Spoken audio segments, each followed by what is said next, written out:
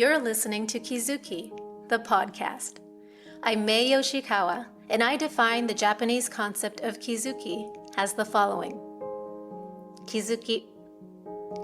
1. A moment of epiphany, an aha of realization or insight which opens the knower to a new dimension of truth that was formerly unknown. 2. Steps in an incremental growth of awareness, resulting in a movement from ignorance to greater awareness of the bigger picture. A kind of knowing that cannot be undone, that cannot be unrealized. As a longtime yoga and meditation practitioner, a world traveler, and curious self-explorer, I'm obsessed with Kizukis. Listen on each week for inspiring and enlightening stories that may just tip you over for your next aha. On this week's episode, how people reveal themselves at the end.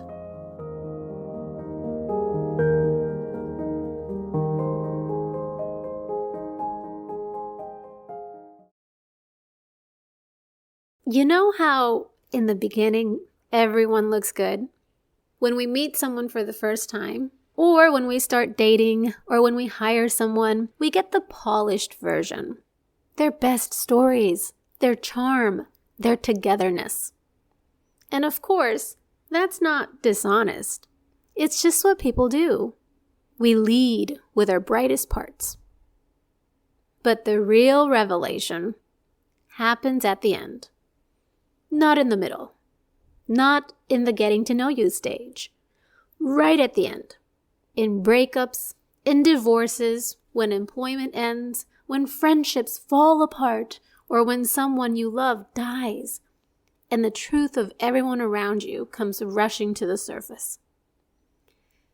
Endings show you what someone is actually made of. I've seen this often enough that I want to call it a universal truth. But I was 30 years old when I finally came to this shocking Kizuki, and man, it was so shocking. Let me share with you a few clips from my life. There was a boyfriend I mentioned a few episodes ago in episode 84. He was a tough guy type, always wearing black clothes, long coat, very cool around his friends. But when he met my mother, who was disabled, he cried at the beach. Not because he felt sorry for her, but because he was crying for me. And years later, when we broke up, that same tough guy wept under the cherry blossoms. I still remember the petals falling softly around us in the breeze. It turned out he was soft, tender, maybe more tender than he ever let himself admit. Later came my first husband. He too presented himself as solid, respectable, a leader, a teacher. He appeared to be like someone who had it all together, maybe even spiritually mature. But when our marriage ended, he did not show up. He avoided responsibility. He hid. He ran. He lied. That ending revealed a truth I hadn't been allowed to see at the beginning.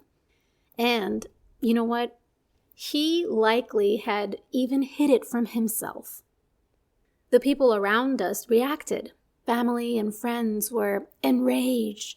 Even his own friends turned away from him. But there was this one man who we thought was a mutual friend. And in the whole aftermath of the divorce, he tried to stay neutral in the event of it all, even though the circumstances were far from neutral. And that revealed him too, because sometimes neutrality is just not wisdom. Sometimes that kind of neutrality is just the absence of backbone. And then, years later, when my second husband died. Suddenly and without warning, everything cracked open again. His funeral, which I planned, was one of the most revealing moments of my life. I saw people's true hearts, their true feelings, their integrity, or lack thereof. Friends that were close to him showed up to support my kids and me, even though they barely knew me. On the other hand, some couldn't or didn't show up at the funeral. Oh, and one of the greatest surprises for me was the way my father behaved. He broke. He shook. His body trembled on the last day of my husband's funeral. I had known he liked my husband, but I didn't know he loved him that much. It was that obvious. Months after that day, I said to my dad, "I knew you liked him, but I didn't know you liked him that much." And all my dad could say was, "Well, he was a good guy. He was a good guy." And that's the thing about endings. They're usually not pretty.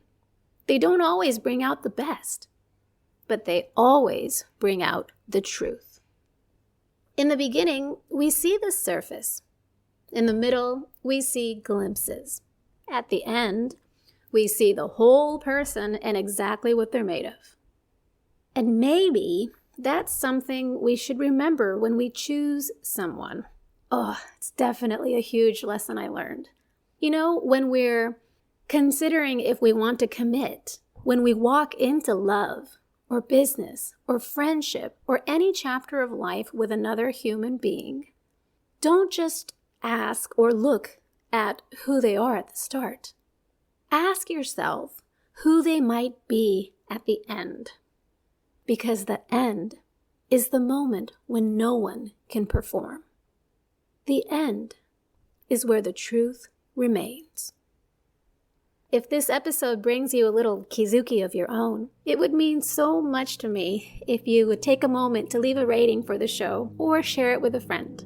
It helps others find me and these stories and hopefully take lessons from them when they need them most.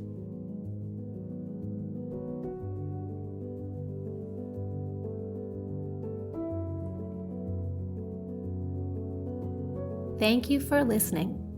If you missed the recent Kizuki Journaling online session, the on-demand replay is now available at maey.live